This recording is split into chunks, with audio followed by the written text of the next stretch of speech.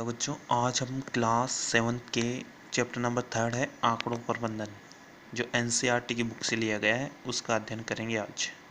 तो पहला क्वेश्चन है, आशीष ने 3 क्रमागत दिनों में क्रमश से 4 घंटे, 5 घंटे और 3 घंटे पढ़ता है, तो उसके प्रतिदिन पढ़ने का औसत समय क्या होगा। यहाँ पे एवरेज निकालना है, और एवरेज क्या होता है, सभी आंकड़ों का योग अपॉन सभी आंकड़ों की संख्या। सभी आंकड़ों का योग यानी 4, 5 और 3 का योग करेंगे, तीनों को जोड़ेंगे तो कितना आ जाएगा 12। और इसमें संख्याएं कितनी, सभी आंकड़ों की संख्या कितनी है, 4, 1, 2, 3, यानी कि 3 संख्या है तो 3 का डिवाइड करेंगे, तो 12 में 3 का डिवाइड करेंगे तो कितना आ जाएगा 4, यानी 4 घंटे प्रतिदिन। तो उसके आशीष के प्रतिदिन पढ़ने का औसत क्या था, 4 घंटे प्रतिदिन। इसी प्रकार एक क्वेश्चन है सेकंड, एक स्कूल के 10 अध्यापकों की वर्ष में आयु इस प्रकार है, जैसे 32, 41, 28, 54, 35, 26, 23, 33, 38 और 40। तो सबसे बड़ी उम्र वाले अध्यापक की औसत अध्यापक की आयु क्या है, तथा सबसे छोटी उम्र वाले अध्यापक की आयु क्या है। दूसरा है, अध्यापकों की आयु का परिसर क्या है। तीसरा है, इन अध्यापकों की माध्य आयु क्या है। यहाँ से 3 क्वेश्चन बन रहे हैं इस एक क्वेश्चन से। तो पहले क्वेश्चन को देखो, सबसे बड़ी उम्र वाले अध्यापक की आयु क्या है, सबसे छोटी उम्र वाले अध्यापक की आयु क्या है। तो फर्स्ट है, सबसे पहले आयु का जो क्रम दे रखा है उसको आरोही क्रम में लिखेंगे। आरोही क्रम यानी बड़ी संख्या से छोटी संख्या से बड़ी संख्या की ओर लिखेंगे। जैसे इनमें से सबसे छोटी संख्या कौन सी है, 23।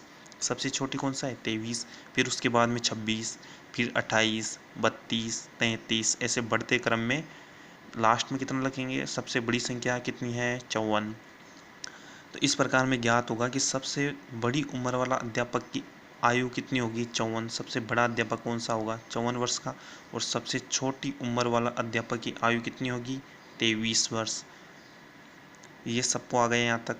अब क्वेश्चन सेकंड, इसी का सेकंड है, अध्यापकों की आयु का परिसर क्या होगा। देखो परिसर क्या होता है, जिसे रेंज बोलते हैं। परिसर को क्या बोलते हैं, रेंज। परिसर को क्या बोलते हैं, रेंज बोलते हैं। अब रेंज कैसे निकालते हैं, रेंज निकालते हैं कि बड़ी उम्र में से सबसे बड़ी उम्र में से सबसे छोटी उम्र को माइनस करते हैं, तो वो क्या आ जाती है, आंकड़ों की रेंज आ जाती है, यानी आंकड़ों का परिसर आ जाता है। तो यहाँ पे देखो, अध्यापकों की आयु का परिसर क्या होगा। तो अध्यापकों की आयु का परिसर निकालने के लिए सबसे बड़ी उम्र वाला अध्यापक 54 का है, और सबसे छोटी उम्र वाला अध्यापक 23 का है। तो 54 माइनस कर देंगे 23, यानी 54 में से 23 माइनस करेंगे तो परिसर कितना आ जाएगा, रेंज कितनी आ जाएगी, 31 वर्ष। इनकी 31 वर्ष। इसी प्रकार से थर्ड जो क्वेश्चन है, थर्ड क्वेश्चन बोल रहा है, इन अध्यापकों की माध्य आयु क्या है। अध्यापकों की माध्य आयु निकालने के लिए जैसे पहले क्वेश्चन के अंदर किया था, सभी आंकड़ों का योग अपॉन सभी आंकड़ों की संख्या। सभी आंकड़ों का योग कितना आएगा, 23, 26, 28, इन सभी का योग कर लेंगे, और कितनी संख्या है इनका डिवाइड कर देंगे। जैसे सभी का योग कितना है, 350, इसमें डिवाइड कितने का करेंगे, 10 का।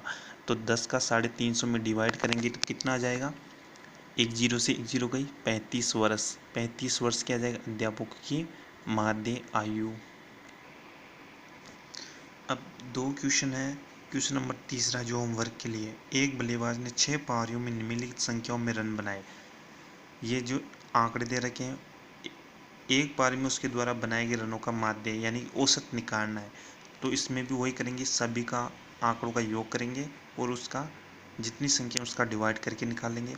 दूसरा है क्वेश्चन नंबर 4, प्रथम 5 पूर्ण संख्याओं का माध्य ज्ञात कीजिए। तो प्रथम 5 संख्याओं का पूर्ण संख्या है, तो सबसे पहले मेरे को ये बताओ पूर्ण संख्या क्या होती है यहाँ पे।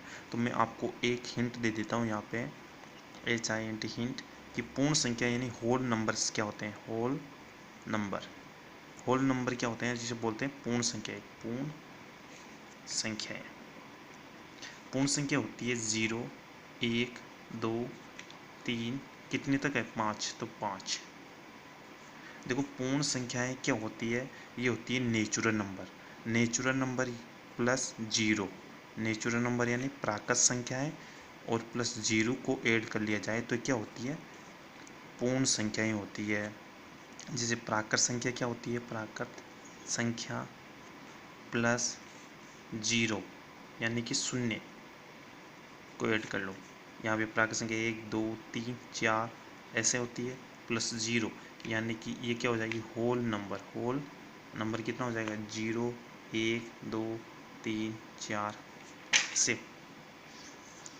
तो प्राकृत संख्या प्लस 0 को सम्मिलित कर लिया जाए तो क्या होती है, पूर्ण संख्याएं होती है।